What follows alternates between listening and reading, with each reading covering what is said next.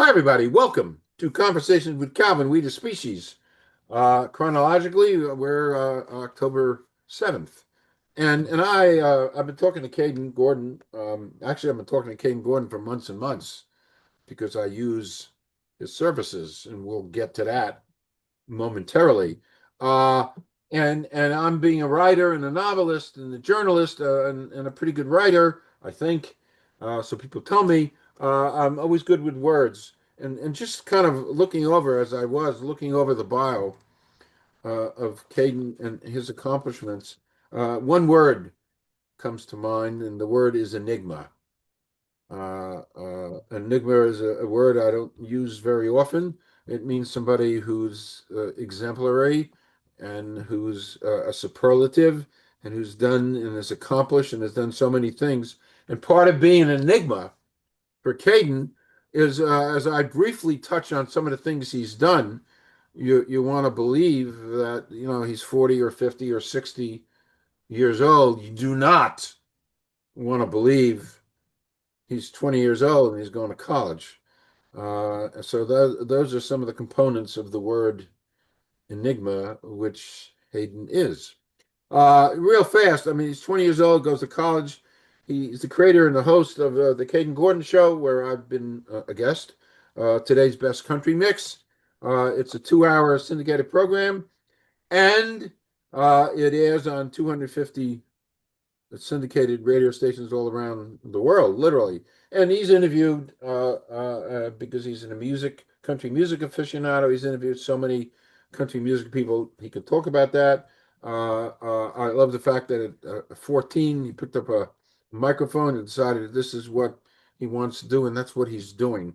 He's also a huge help because, as I've learned in being an independent author, we independents need so much help out there, and it's really not easy to get help because everybody wants the people who are not independents who've signed on with labels and publishers, et cetera, et cetera. So Caden performs a wonderful service by giving exposure and awareness to armies, literally armies of people. And I repeat myself, he's 20 years old.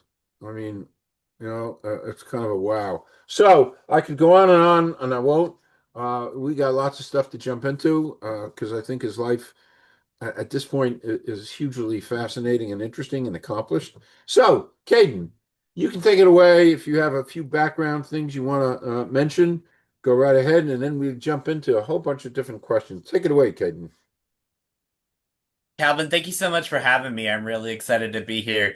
I started about 5, 6 years ago in this business in the entertainment media, primarily the music and radio business.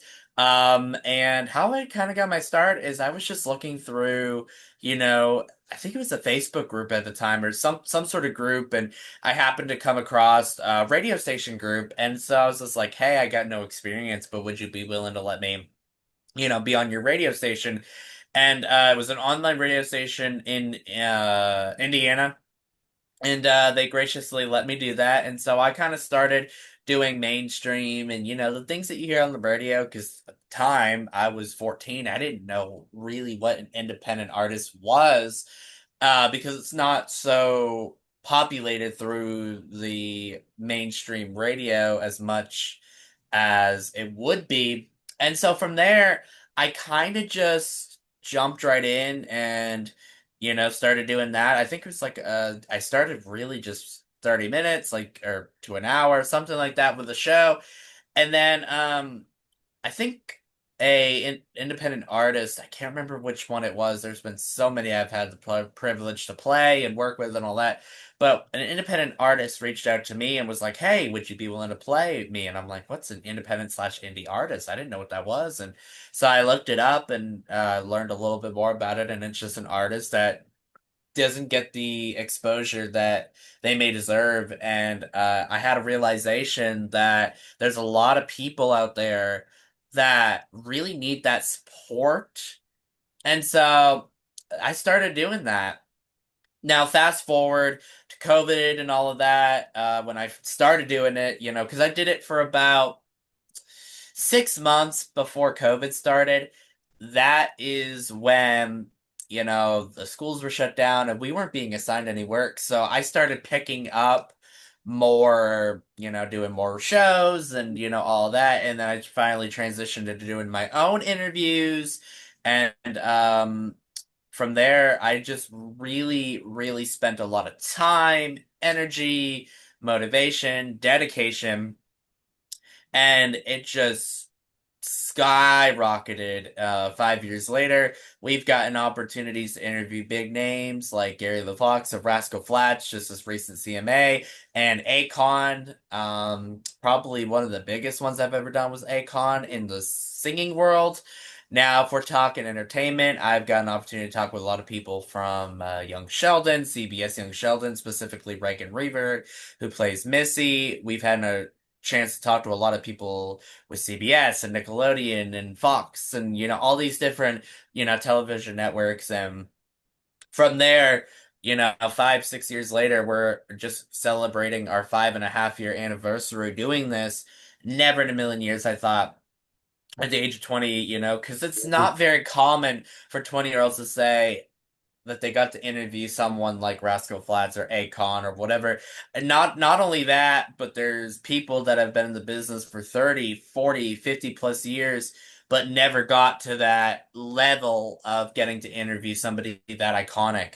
So that's a little bit about how I got my start Right. and how I got started with that. Now, with the promotion side of it, it kind of intertwined because I started doing this. I loved doing it, but it was getting to a point where I had to somehow make it a job and make it a reliable source of income from it.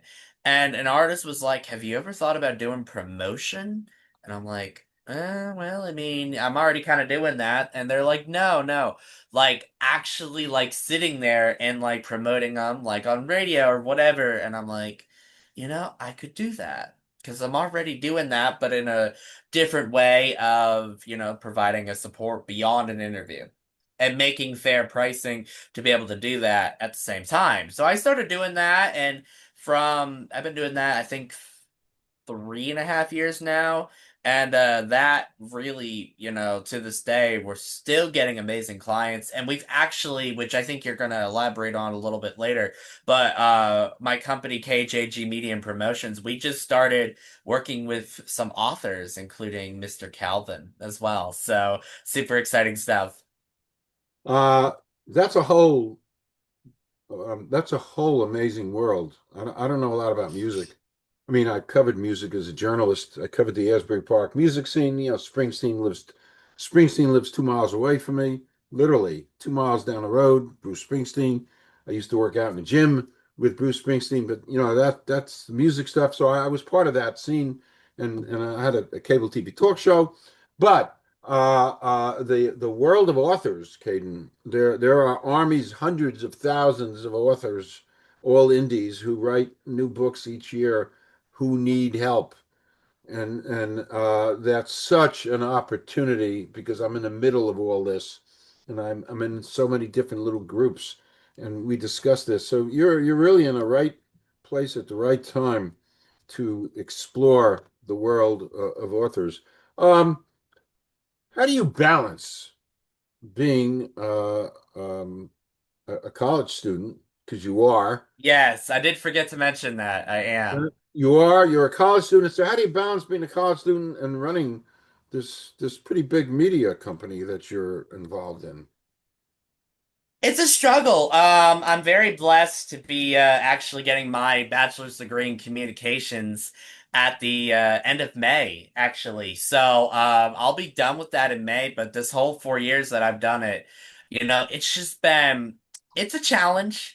But like I tell everyone, you just have to balance. You have to balance work, life, and school. Okay. If you're in school, you have to have, in anything you do in life, right? You got to make sure that you're able to balance it. And sometimes I might not be the greatest at that, but Learning. but that's how that works. You're learning. You're learning. Yeah. I know you mentioned Gary LeVox. hmm What is it like interviewing a legend like Gary LeVox in rising stars? I mean, how does that? I mean, to me, I don't know if I could get the words out. I would be so overwhelmed. How do you do that? Well, I'll tell you a little story on that. So with that interview in particular, I was already nervous, but it made it more nervous not knowing if I was actually going to interview him or not. Because it wasn't really like we had something solid, and then we didn't have anything solid, and then they said no, and then they said no, and then they said maybe, and so it kind of just it was giving me a lot of butterflies because I'm like, am I doing this? Am I not doing this? So with him specifically and a lot of these big people, they kind of give you, because their schedules are busy, of course, you kind of get unfortunately, a little runaround. And with that being said, um, it's like huge that, this happened because, I didn't think this was gonna happen. Okay. Okay. Another interesting question because I know I've been following you, and you spent time at the CMA, and you were doing interviews and shows, and so how has it been broadcasting events like CMA Fest and the Grand Ole Opry? How does that help to develop you and shape you? I would say the experience and the exposure. Okay, just the more you do it, the better you get at Mm-hmm. doing it, and there's no other way better than doing Mm-hmm. it than just to do it. And I can identify with that because 15 years ago I'd never interviewed a person. 15 years ago I wasn't a journalist. Mm-hmm. I was selling eyeglasses. 15 Mm-hmm. years ago, working for Luxottica, a big eyewear company, the biggest Mm-hmm. eyewear company, and all of Mm-hmm. a sudden I decide 15 years ago, why don't I become a journalist? I wrote a novel. So, and there's no better way than just doing it. That's Mm-hmm. I think Nike's slogan, just do it, and that's Yeah. what you've done. You've just you just do it. Um, you have to have a passion, and you have a passion, and I want to know what drives this passion for supporting, and this is huge because I'm an indie myself, for supporting independent artists through uh, your media company. I mean, what gives you that energy to support? I mean, that's a tremendous commitment that you've Mm-hmm. made to support independent, and that requires a lot of extra work and a lot of TLC and stuff to support that. So where does that energy come from? A lot of people think it's because I'm young, but Yeah, that's what I'm thinking. a lot of people think that, and I think that has a lot to do with it, but also my love for music. And I don't know, I used to, and I still do. There's a lot of great mainstream artists I still listen to, but I think with starting to listen to independent music, it got my interest more in other genres than just country. Okay. Because I've always grown up on country, that's what I've known. I have listened to other like pop songs and things like that, but when it comes down to it, I started listening to like bluegrass and Americana and more rock, and because other artists have sent me that kind of stuff, and we that's when we decided, you know what, we're gonna help all genres. It's interesting because you're in Massachusetts. It's not I necessarily am. it's not a haven, I wouldn't think, for country music. A Uh, lot of people say that, and it depends on where you're at in Massachusetts. are you near Boston or are you in the country side? I am in about an hour away from Boston. I'm smack down in the middle of Massachusetts, right Oh, on the border of New Hampshire, in a you're really in the small town country. called Winchendon, Massachusetts. So we're like an hour, like smack down, like an hour from Springfield, hour from Boston, hour from Worcester. So we're like smack down in the middle.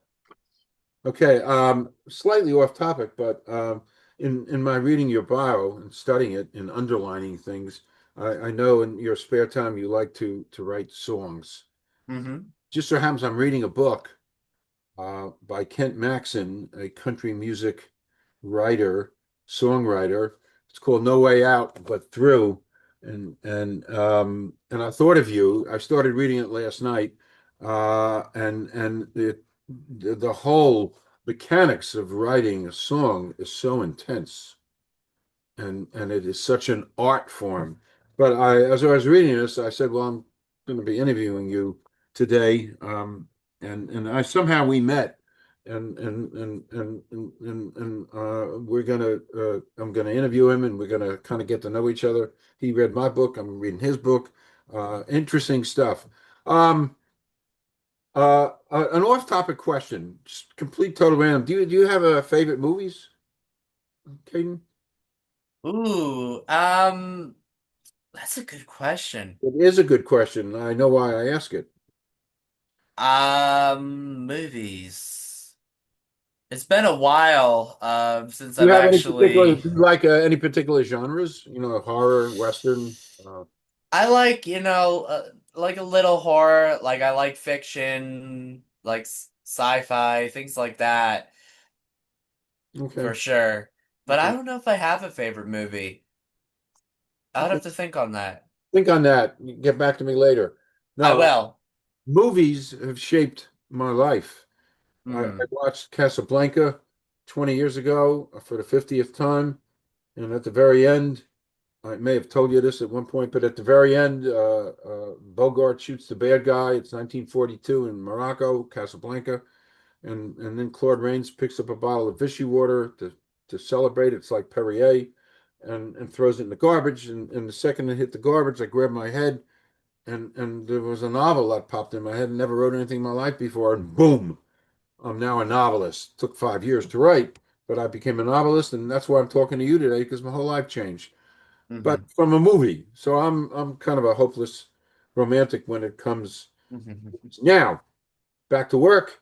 So how do you discover and choose some of these new artists that you feature? How does that work?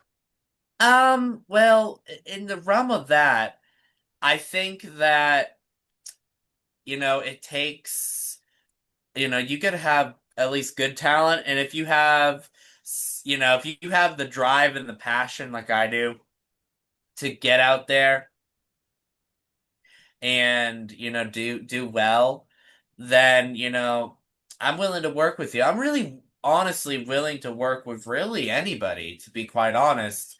And help them get their music out there. And I've helped people that might have not have had, they got okay production, but it could have been better. And I'm the type of person also that if I hear a terrible track, in my opinion, I'm gonna be like, I can't work with you. I don't believe in the product. And it's nothing against the person or the artist or whatever.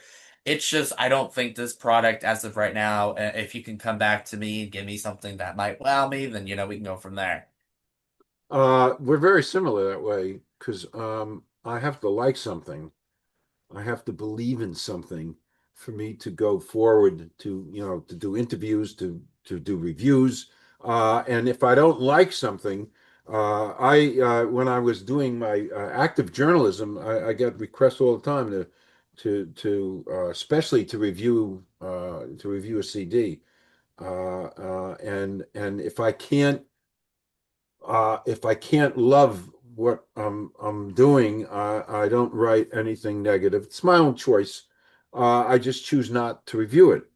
So Hmm. that's how I kind of go forth. I have to really believe in it and love it. Otherwise, have a nice day. It's not for me, and I don't want. Right. Exactly. Yeah. Yeah, it's not for me. I don't want to say anything bad about it. That's somebody's life and it's somebody's work and somebody's dream. It's not for me to. So I just back away. And some people criticize me because I never said anything bad. That's my choice. So I'd Hmm. rather say only good things or nothing, and that's my choice. So anyway, um, have you had a particular big challenge in this radio industry gig that you're doing? Have you uncovered any kind of a big challenge that you had to overcome? Um, yes. One of the big challenges that I have seen is getting a lot of no's with like big interviews. And getting a lot of no's with like things like sponsorships and things that are kind of needed to, maybe sometimes I try to, give someone a package and they're like, no, I mean, we're not interested. And, they have every right to do so. And, if they decide to go another way, then that's okay too. But at the same time, it's like, you know, trying to, come over that hurdle of the financial aspect of it. Okay. Uh, that's a toughie. And that's still something I deal with. And I've been doing this a long enough time. That word no, it's a hard word to deal with. No. And I don't have the magic potion. I don't have the magic thing to overcome that. It's just a hard thing. And that's what you just said. Um, I like this question too. I mean, you're only 20. Nevertheless, you're in the middle of all this. So how do Hmm. you see the future of country music and radio, that team, how do you see that stuff evolving? Um, uh, I mean, country music is so unique and it's had this unbelievable journey.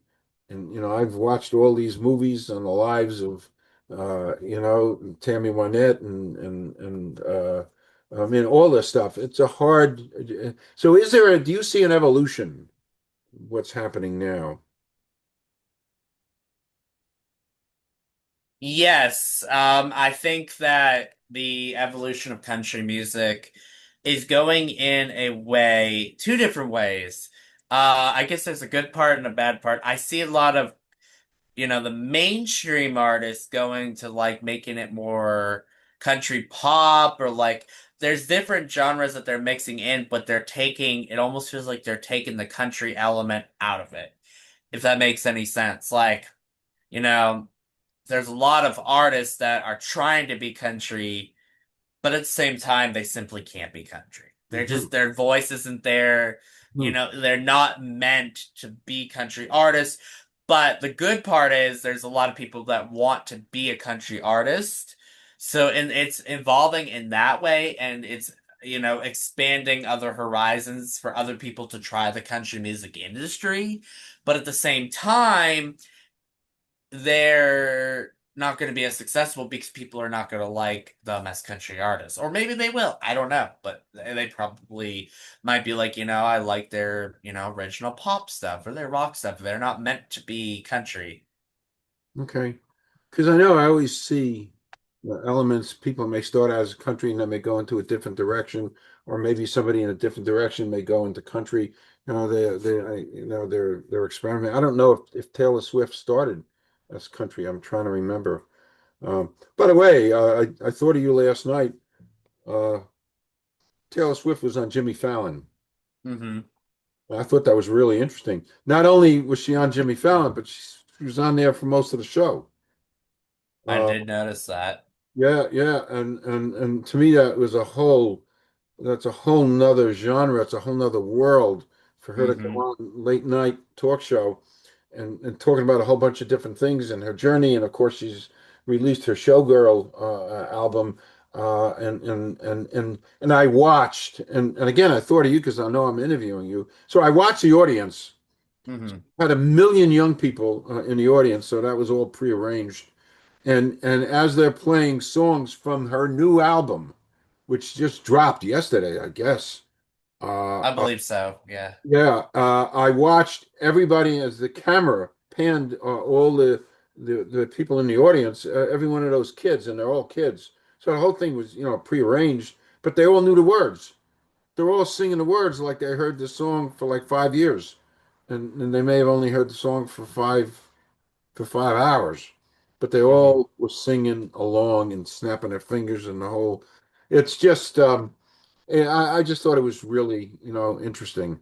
Uh, um, and I'm sure Jimmy Fallon didn't turn Taylor Swift down to get interviewed. I'm sure when she said, I'd like to come on the show, he said, come on the show, you know. Hmm. Uh, and someday, by the way, you'll be like that, you know. If I have a crystal ball and I look in the future and I do see elements and things that I see ingredients of things and I can project things happening and at 20 and the things that you've accomplished at 20 the things that you're going to be able to do is virtually unlimited. It'd be fun to watch you. Um, which is a good segue for me to ask you. And again, you're only 20, so it's kind of hard to give advice because you're only 20. But what advice would you give to like young entrepreneurs who want to get started in media? I would say find the right people to associate yourself with, because if you don't, then that could hurt you. And I'm now finding this out myself. In this industry, it's a very small industry, and if you associate yourself with people that are not the greatest in, the business, if they don't have a good reputation, things like that, you just got to be I guess mindful of your surroundings. Okay, smart, really smart. In other words, you have to manage your career. Hmm. And as I was getting into the broadcasting and the journalism and everything, I was told and advised to manage your career, to watch, everything you say and do. So when I started this podcast 6 years ago, I gave it a lot of thought, and I decided I only wanted to focus on positivity. There's plenty of negativity out there. I don't need to do explosive journalism. I don't need to be a Joe Rogan, although I wouldn't mind having an audience like Joe Rogan.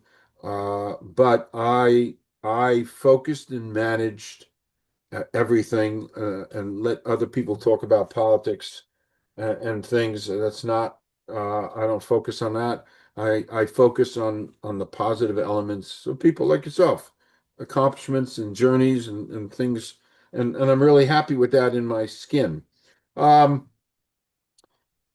the Kaden Gordon radio network uh, is growing and growing, and I saw a list of some of the interviews you did along with mine. It was like endless list of people you've interviewed, which is amazing. Um, so what kind of impact do you think that your show is beginning to have? I think it's starting to build an audience that is authentic, and I mean, I would hope that it's having a good impact on people and people are enjoying it. Okay, I like that authentic audience because you are authentic. It's funny. As I'm sitting here listening to you, and every once in a while, I kind of a little pinch myself, and I say to myself, comically, I'm talking to a 20-year-old, which I do very well at. Because as a matter of fact, I just signed up and I'm mentoring for the sixth or seventh year in a row a 20-year-old student at Rutgers. She's a sophomore and she's studying business. And they assigned me, there's a program they have called Forwards, and uh, I don't know, 6, 7, 8 years I've been mentoring students. I love connecting with sophomores and juniors because I can relate because I can remember so vividly when I was wearing those shoes of being a sophomore, junior in college, and I came out of some rough times. Not much different than today, there's different formats today, but I came out of the Vietnam War and civil rights and women's rights and all that stuff. But anyway, I um, back since we were just talking about college, in fact, I'm a mentoring student. So how has your journey at Worcester State, how's that influencing your career? What are you studying there, by the way? Is it business? It's communications Okay, so you're studying it. So and how's it? a minor in writing. Okay. Hey, we'll talk about that off camera someday, but I'm an okay writer. hey, I got the Kirkus star, which is really impossible to get. And 6 weeks ago, I got the runner-up in the New York Book Festival for general fiction, a very high and prestigious honor. I don't know how I got that, but I got it. And then I don't know, 6 weeks ago, I it was honorable mention in the Hollywood Book Festival. So I'm a writer. So hey, I'm happy to work with you and share stuff. I never took an English course in college ever. Why? Because I was busy Wow. studying pharmacy and science and chemistry, Hmm. physics, math. Never took an English course. And 50 years later, all of a sudden I'm writing. So writing, I think, is a function of observing and Hmm. living and breathing. So we'll talk about that. Uh, if I have, as I'm listening and as I've known you, one of my takeaways from you is the word authenticity. You're real. And you know what? You're too young not to be real. And I'm just kind of thinking about that now. So you're very authentic. And how do you think that this authenticity plays into your interviewing style? Um, Ooh, that's a great question. it is. Um, I think it plays a role very significantly because people just feel very relaxed and comfortable with you. And that's what you want when you're doing an interview is you want to feel like the person's actually listening to you. You want to feel relaxed and comfortable, and I think that's how to answer that. Okay. And you are. And the nice thing about you, if I was your PR person, which I'm not, but and I would actually put this together, you're just too young to be unauthentic. And I'm just making this up as I go along because you are young and you're in college and you've Hmm. got a whole lifetime to live. So you are authentic. And I think that also leads to the next question I want to ask you. I think this authenticity, people see it and feel it. And I think that carries over to the fact that you've got 300 artists who you work with. And how do you maintain genuine? And I've seen, and by the way, not because I'm interviewing you, not because you're here, but and again, I worked for 25 years for the world's richest Italian, a multi-billionaire, and I took 50 courses.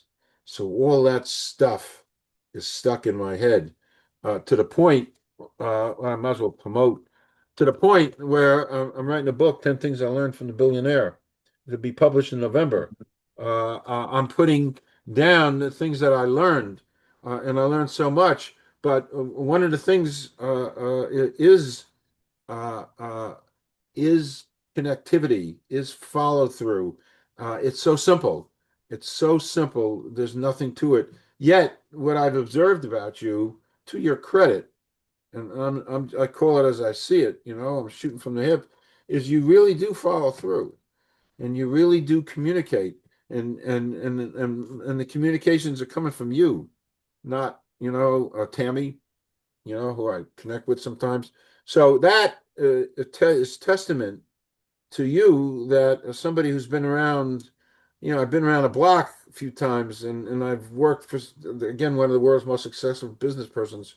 And one of the main ingredients is follow through and connectivity, which you do. Um, do you have, oh, I want to go off topic again, and I think you'll like this. Um, you may like it. You're probably too young for me to ask this question to, but what the hell? I'll throw it out there anyway. Uh, Excluding family or friends, somebody living or dead you'd like to spend a day with. Ooh. There could be a couple. There's no rules here. Um, Mm, I would probably say Luke Bryan. of a country singer because I've always looked up to him and I've always loved his music. So I think that'd be my answer. Okay. By the way, another off topic. I, I've watched I've watched the Bob Dylan um, bio with Timothy Chalamet, and I was a fan of Bob Dylan because I grew up listening to Bob Dylan. But I never knew this. Bob Dylan had a great friendship with Johnny Cash. Wow. Yeah, no, I never knew that until I watched the movie. They were really good friends, and they talked all the time. And it was so different because Dylan was pure, well, he was pure folk until he went in, became in electric rock. But him and Johnny Cash had a long-lasting, genuine friendship. I thought that was interesting. That Okay, is interesting. it is interesting. I never knew that. Um, do you have any plans, things next? Things you want to do in the upcoming years? Oh,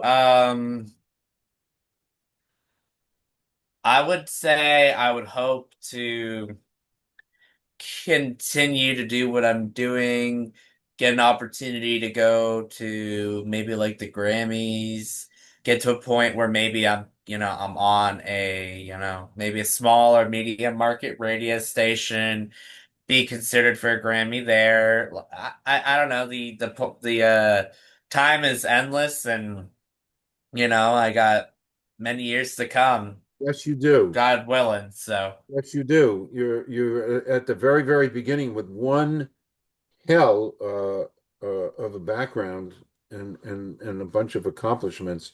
And just kind of last thing to ask, it's theoretical, and how do you see yourself contributing? Because you're such a fan of country music. How do you see yourself in your network and all the work that you're doing? How do you see yourself contributing to the world of country music? Ooh, that's another great question. I would say it would how I would contribute to navigating country music. Is that what you said? Yeah, I mean, you're going to contribute, and you're contributing now because you have tons and tons of country music performers, and you're giving them Mm-hmm. platforms, and you're nurturing them. And hey, you might very well, I'm answering your question a little bit. You might very well discover, the next superstar by giving them a break. Right, right. So, I mean, that's in the position that you're in. You've got a media company that's growing, and you love country music, and you've been in Nashville, and you absorbed that energy. I should say, as we wind down, I should say, Caden, that you and I got connected through Nancy Ryan, Yes. my sweet, dear, wonderful friend, Nancy Ryan. Nancy Ryan was the first, as I became a journalist 15 years ago, she was the very, very first musician, singer, songwriter that I met in my journey into the Asbury Park music scene because her family's from Asbury Park, and we've gone Mm-hmm. on to become very special friends. So I don't know whether it was 6 or 7 or 8 months ago, Nancy said, you ought to, because I'm trying to get my book out there, and it's a hard world, and Nancy said you ought to contact Kaden Gordon, and he could help you. So I did, and you've helped. And this is a good way to do a wrap of our time together, which was very special. And I appreciate you taking the time because you're a busy guy. And this is a very special interview for me because I'm watching the growth and I'm watching the development. And I've been around and I've seen things and how people develop and the journeys and the ingredients. And again, listen, I taught at Rutgers. I taught at Rutgers 6 years ago, and I taught young people like yourself career explorations.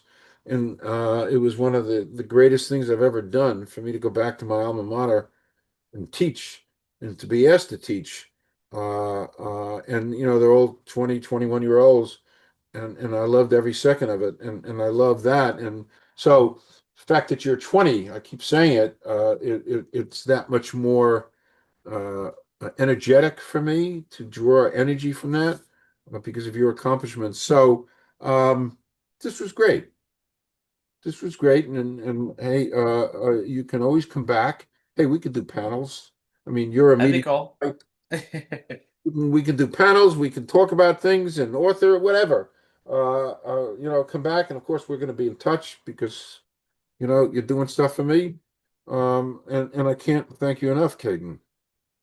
Absolutely. Thank you so much for having me, Calvin. I appreciate your time. Thank you, thank you. Don't leave. We're going to do a 2 minute wrap. I'm just going to stop recording. This was great. In the words of Clint Eastwood from an old Dirty Harry movie, uh, Kaden Gordon, you made my day. Thank you. Thank you.